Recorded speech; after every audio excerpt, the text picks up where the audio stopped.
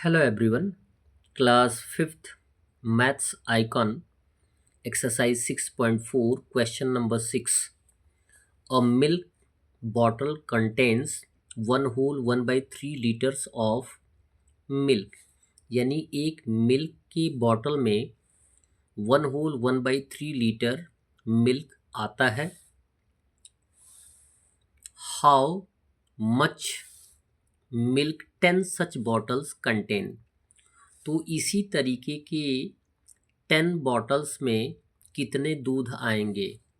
तो ये इस क्वेश्चन से आपको क्लियर है कि यदि एक बॉटल में 1 whole 1 by 3 litres of milk आता है तो इसी तरीके के 10 बॉटल्स में ज़्यादा मिल्क आएगा. तो जब भी ये कंडीशन आपके सामने उपस्थित होता है तो आप क्या करते हैं, मल्टीप्लाई करते हैं.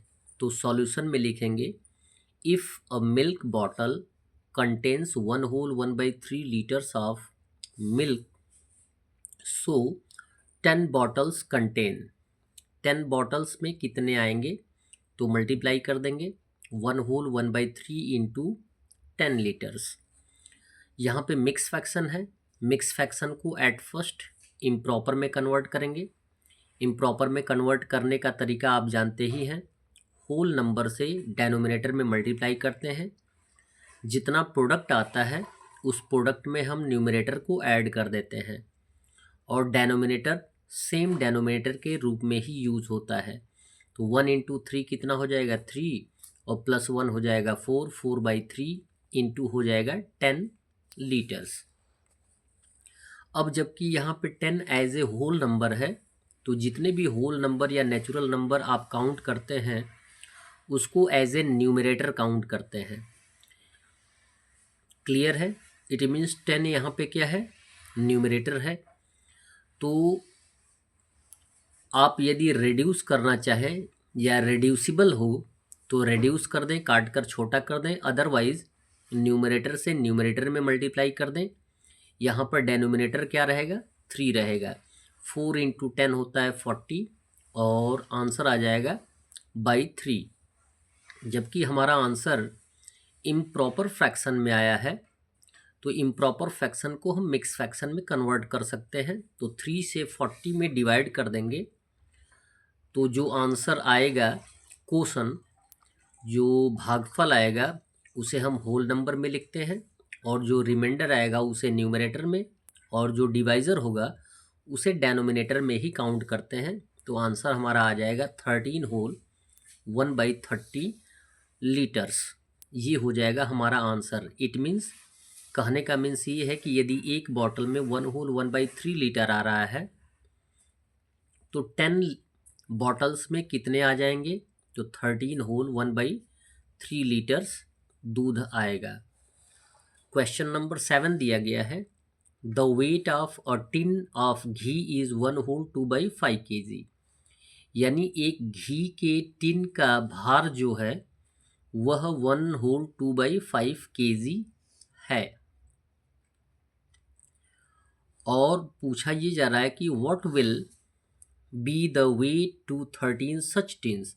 इसी तरीके के सेम टिन की बात की जा रही है जिसमें पूछा जा रहा है कि इसी तरीके के 13 टिन्स का क्या भार होगा जबकि एक घी के टिन का भार 1 whole 2/5 kg है. तो क्वेश्चन के कंडीशन से आप समझ चुके होंगे कि हमें क्या करना है, मल्टीप्लाई करना है. तो सॉल्यूशन में लिखेंगे if the weight of a tin of ghee is 1 whole 2/5 kg so the weight of 13 such tins equal हो जाएगा 1 whole 2/5 इंटू 13 kg. क्लियर है. Same condition same method apply किया जाएगा मल्टीप्लिकेशन में. तो मिक्स फ्रैक्शन को इम्प्रॉपर में कन्वर्ट कर लेंगे. 5 इंटू 1 5 हो जाएगा प्लस 2 7 आ जाएगा और डेनोमिनेटर सेम डेनोमिनेटर के रूप में यूज़ होता है तो आ जाएगा 7/5 into 13 kg. Clear.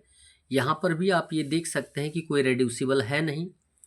Whole number किस रूप में काउंट किया जाता है, न्यूमरेटर के रूप में.